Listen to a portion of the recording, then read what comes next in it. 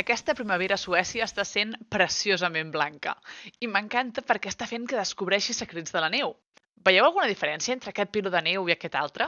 Jo he intentat comparar-los científicament, però m'ha costat trobar diferències.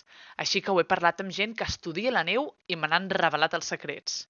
Acompanyeu-me en aquesta bonica història sobre la neu que segur que va genial pel vostre solet de Setmana Santa. La neu està formada del que anomenem flocs de neu, cristalls d'aigua. Els flocs perfectes tenen una forma hexagonal. A mesura que van caient i es van dipositant al terra, no poden apilar-se un damunt de l'altre, sinó que aquesta forma preciosa fa que es creïn butxaques d'aire entre els flocs, donant a la neu aquesta sensació esponjosa tan xula.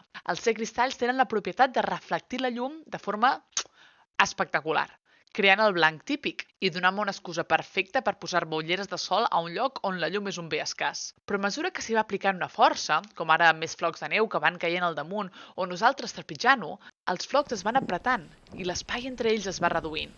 No només anem perdent la forma hexagonal a anar-los comprimint, sinó que els flocs també es van desfent i es tornen a congelar, creant gotes de gel entremig dels flocs. Aquesta és la neu més vella, i quan la mirem, si tenim talent i experiència, veiem que no és tan blanca perquè al perdre estructura cristal·lina no reflecteix tan bé el blanc. El que sí que notarem més és que al trepitjar-la no és tan esponjosa, i si la toquem atentament veurem que és més densa perquè hem perdut aire atrapat.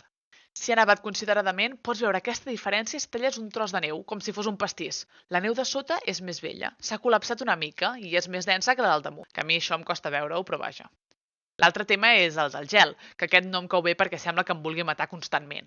En el cas del gel no hi ha l'estructura cristal·lina, o bé perquè la neu s'ha desfet completament, o bé perquè no ha passat mai per la fase de la neu, sinó que només és aigua congelada i avorrida. Per això és transparent, perquè no està formada de cristalls, ja no reflecteix la llum del sol, i tot això fa que sigui pitjor que la neu. Apa, me'n vaig a gaudir de la neu, que tant si és vella com si és nova, a mi em fa molt feliç i s'ha d'aprofitar.